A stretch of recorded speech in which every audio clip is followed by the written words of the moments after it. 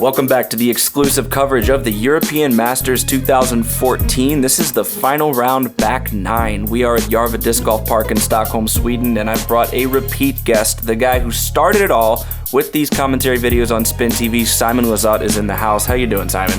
I'm doing fantastic. Just finished up the tournament yesterday, and yeah, thanks for having me again, and it's my pleasure, and thanks everybody for tuning in. All right, we're going to get started. We're going to go on hole 10 halfway through. We've got a great back 9, lots of par 4s, lots of moving action. McBeast mode goes into full effect, so let's check it out. Hole 10, par 4, 205 meters. We just came off that beautiful dogleg hole 9 and 2 par 4s in a row. What do you think about this one, Simon? Well, after hole 9, which is a super placement hole, hole 10 is another one of those. I would say it's a little bit easier to get a birdie on than hole 9 because you just have to throw it pretty far and more or less straight, like kind of like an S-curve. And if you get that sweet spot behind those 2 bushes you see in the fairway, then it's only like a 200-foot upshot and you should have no problems getting a birdie.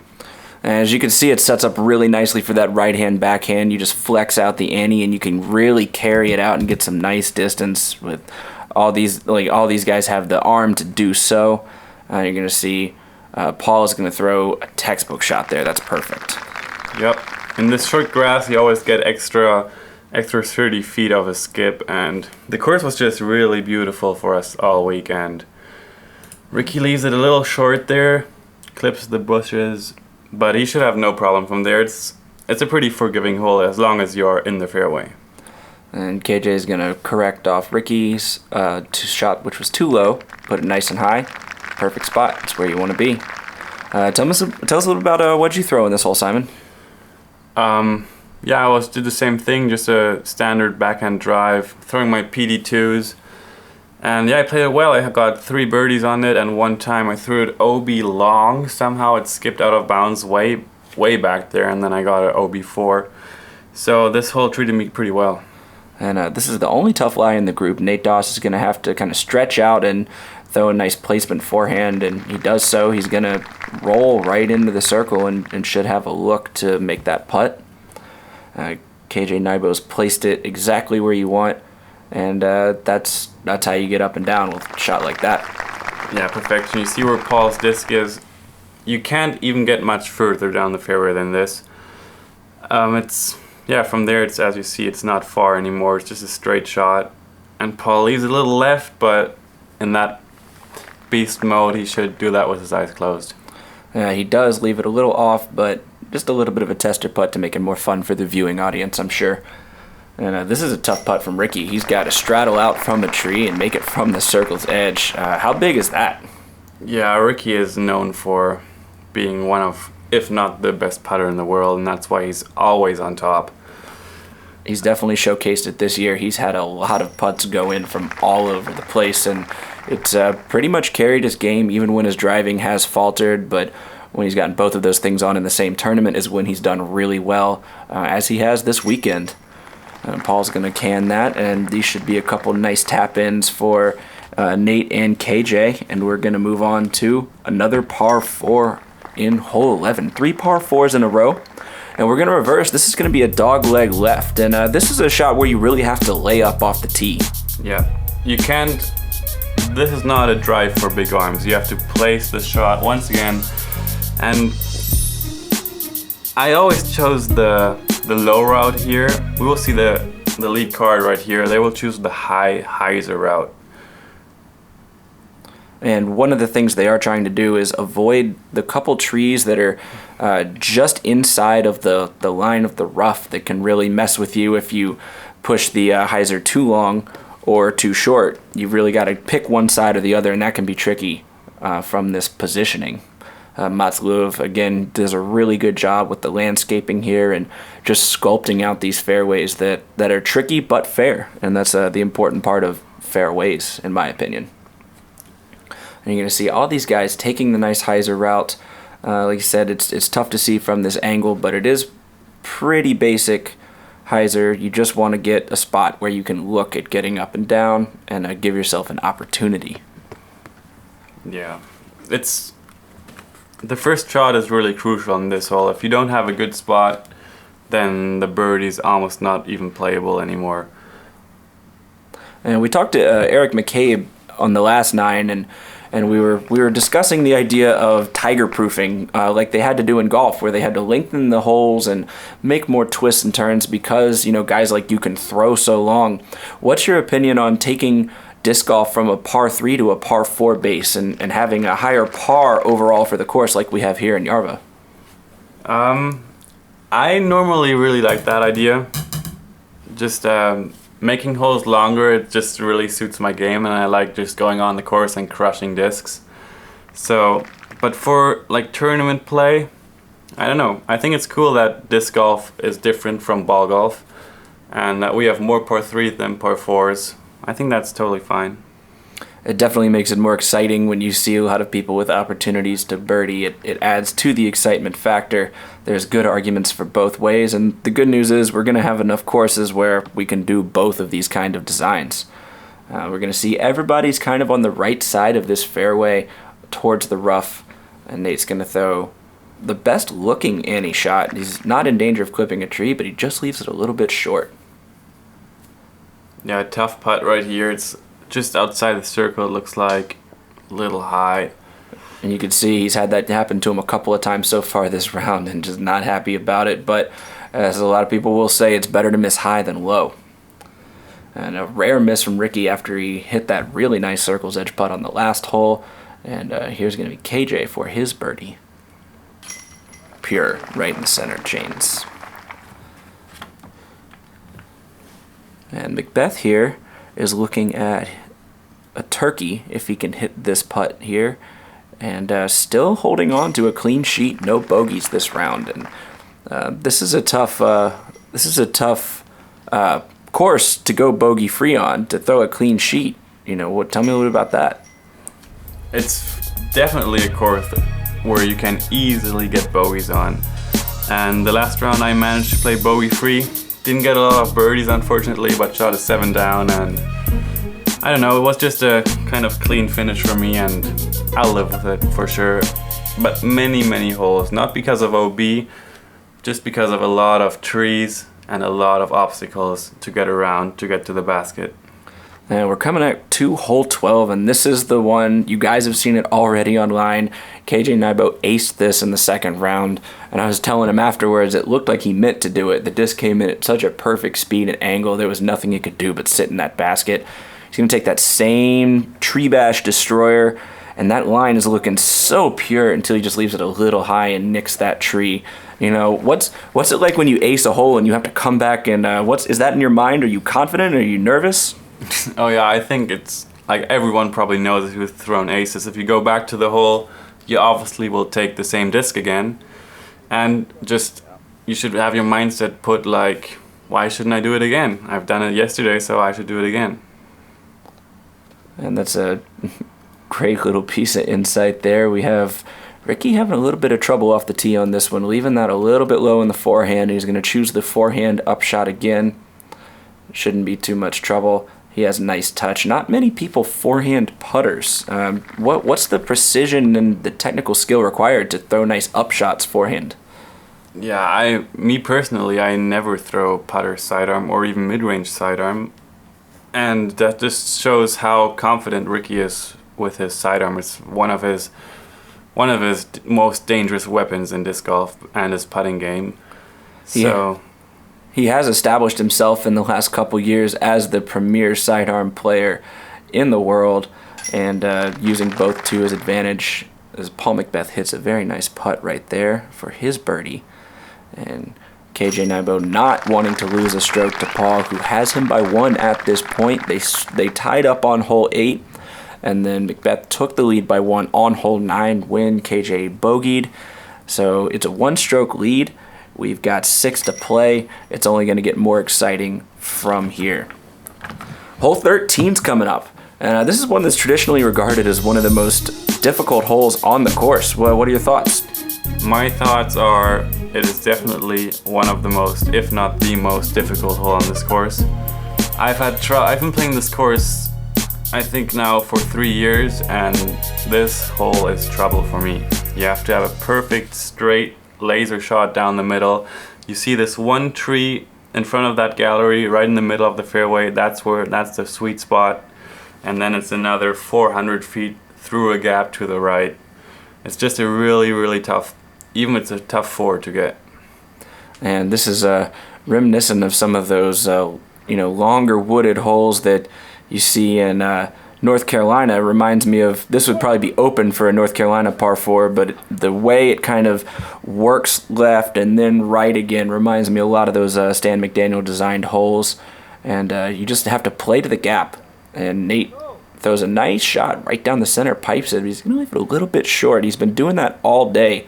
And I asked Eric this question. I'm going to ask you the same one. If you get to a tournament and you're a little off on the release or you're a little short, how do you get in your mind to make those little corrections to try to get back and get in the flow of the thing? It's all mental game. And we've played so many rounds, we've played so many tournaments that we know just if we throw up shot short, next up we just throw it a little harder. We can just adjust like really tiny movements. It's no big deal for us to adjust like from one throw to the next throw. And how long is that, just a product of practice, or what does it take to get to that kind of level of precision with your shots? I believe it's all practice. We've thrown millions of shots and we play almost every day, if not every day, and we go on the field, we practice our shots, we play hundreds of different courses, and we just know our arm speed, we know our discs, and it's all about practicing. And the results speak for themselves. When you have people that can play at this level, it's awesome to watch and awesome to see the results of that work. KJ had a really tough shot off the tee, having to have the gallery move, and then didn't really have a look, just tried to make something happen and hit it right into the berm there. And this is a moment for McBeth that he really wants to capitalize.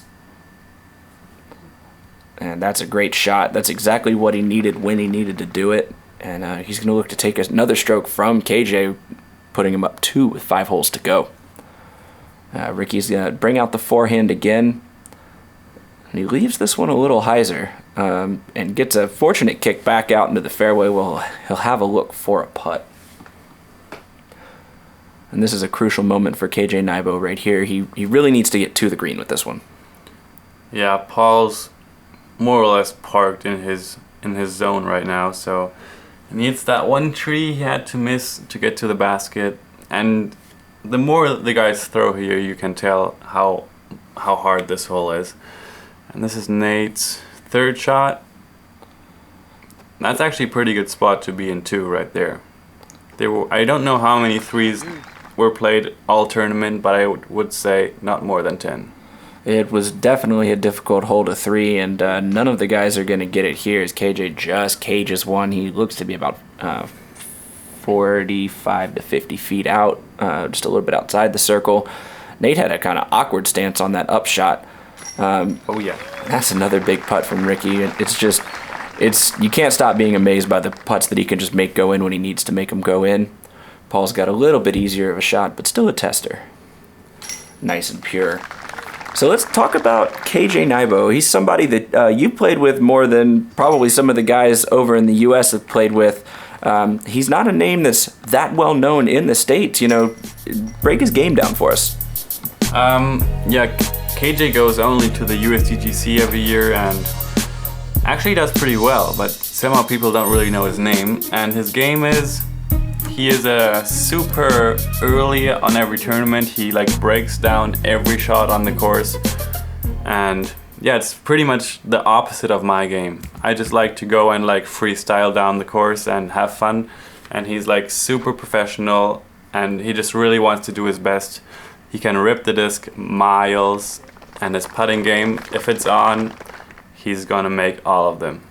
He is definitely prepared, and as you've seen, throughout this entire video and any videos that you may have seen elsewhere, he always has his caddy with him, and his caddy is more of a mental coach and more of a golf style caddy, where they discuss the shot, they break it down, they make sure he's confident, and then they execute. And you can see the results. He hits all these fairways. Rarely do you find him in the rough. I think the last hole was the first time I had seen him off the fairway in 2 or 3 rounds that I was following him. his caddy is one of his best friends, and they like travel to this course a week early and play the course 10 times and just make notes and go through it over and over until he's comfortable and just giving his best and feeling good about it. And follows one of my favorite quotes that I've heard most recently from the Seahawks quarterback Russell Wilson. He'll say, the separation's in the preparation. And I love that phrase, and I think it fits KJ's game so nicely. Paul leaves a upshot, wide right, and that was a tough stretch from the knee, but definitely within his abilities to get it a little closer than that. This should be pretty routine for Nate Doss. Put a nice overstable putter over the trees, but he's going to leave it long, and that's going to be a tough little uphill birdie get. Yeah, the conditions we had all week were actually pretty good, and this hole was the only one where you had a little wind trouble. It was the most open. And at that basket, at this green, also with the slope, the wind was kind of unpredictable, and I 3-putted in the first round where I shot my 10 down.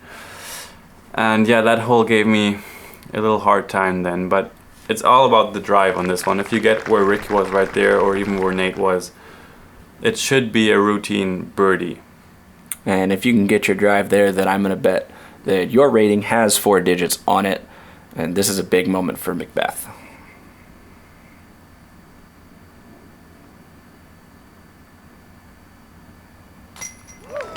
That's the reason he's the 2-time world champ. KJ was poised to take a stroke right back from him after a flubbed up shot and just puts it right in the chains. Nate's going to leave that one a little bit short. He laughs it off, the true professional, but you can tell he's a little frustrated. His putting hasn't been as solid as he wanted. His drives were left a little bit short. He came off shooting the course record on Saturday and just couldn't quite get it together to do the same on Sunday. We're going to tap in here on hole 14. We're going to move to hole 15.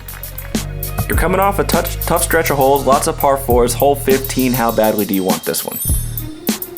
After hole 13 and 14, which are, in my opinion, the 2 toughest hole on the course, hole 15 is like you just stand on that tee and that basket is right there. You just have to miss this one tree. This one tree you will like see right now what you want to miss. And it's one of those few holes on this course where you actually really want to get this birdie. And Paul is going to hit that one tree that Simon's talking about and kick off left. He's going to have a tough putt with a ceiling and be outside of the circle. KJ is going to try to correct. Seeing an opportunity here, wants to take a stroke back. He's going to hit the same tree, unfortunately. Yeah, that tree, you want to go from the player's view, you want to go to the right around it, or you want to go under it. Like you can see Ricky here, I think he's throwing a mid-range if I see that correctly, and he goes under the branches, and he's got 20 foot. And that should be no problem based on what he's been doing all season. Nate, there he's getting the turn you're talking about. Yes. Getting it wide enough that he's having no danger of hitting that tree, and that's a nice clean putt. There's no overhanging branches, so that should be pretty routine. And you can see the rain all of a sudden started to fall. The weather toyed with us all day. It got cloudy and then sunny and hot and then cloudy again. And here's some really thick drops start falling. So you wonder if he's thinking about his grip right here. I don't think he's thinking about his grip. I think he's thinking, I'm going to make this right now.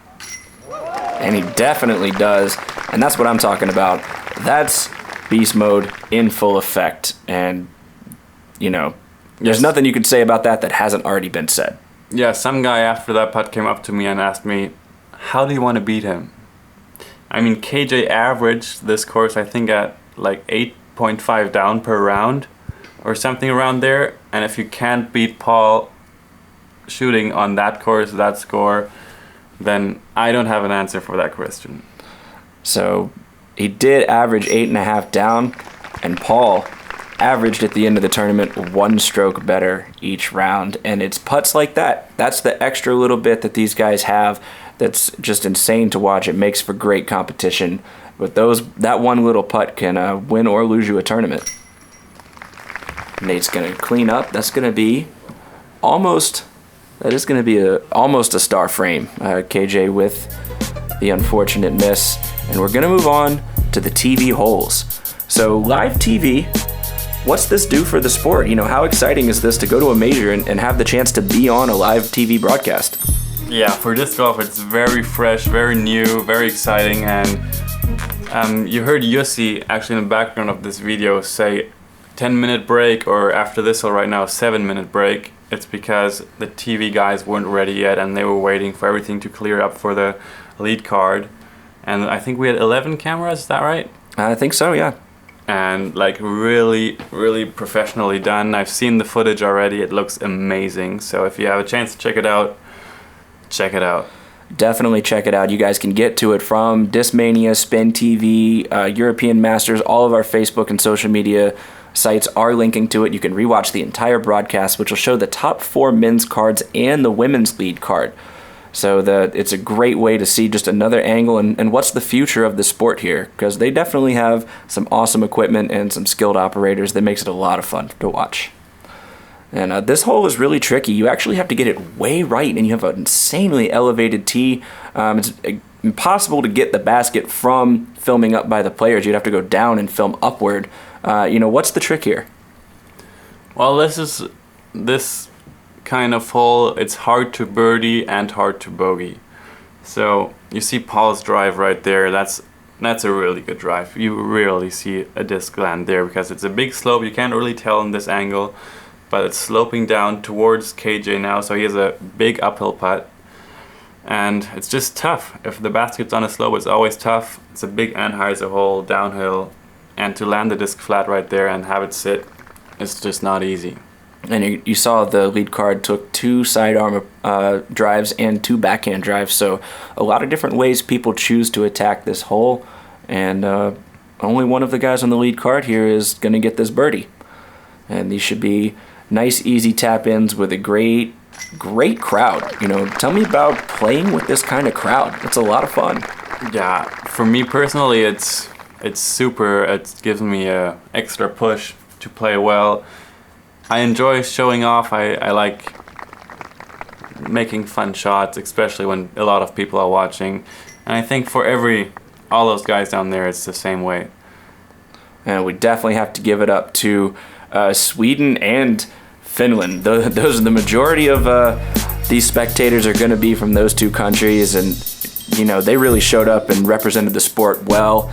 And it was a lot of fun just to be in the atmosphere of the tournament this weekend with that kind of crowd.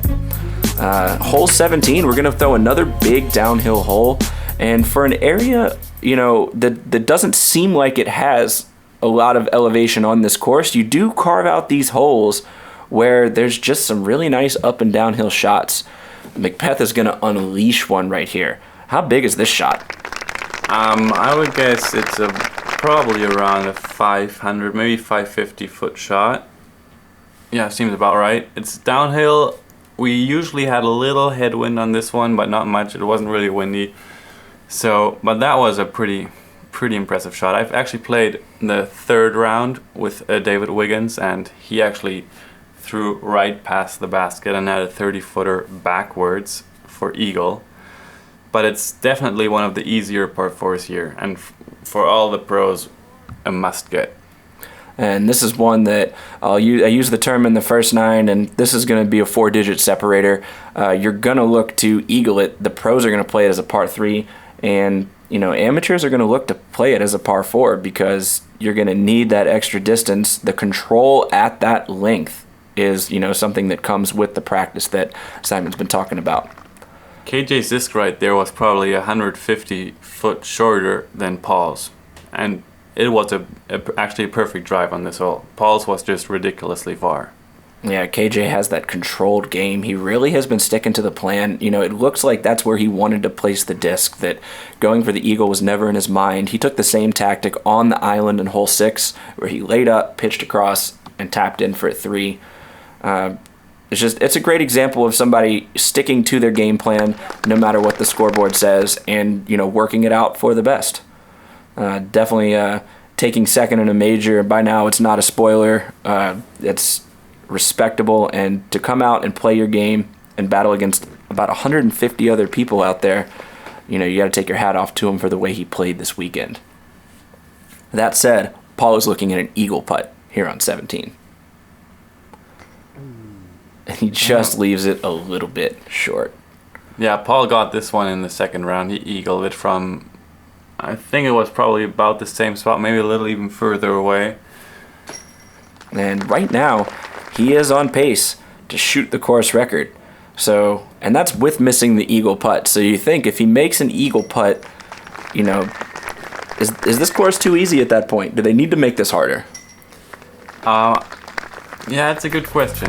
I don't think if there's anything you could make harder for Paul sometimes. Just some days, everything looks so easy. And if you know this game, if you play yourself, then you know it's not as easy as it looks. Definitely has a way of making it look easy. That's really well said. And this is reminiscent of USDGC. You're gonna finish. 18 is a tough uphill sloped fairway par 4. Boom. Paul's gonna unload on this one.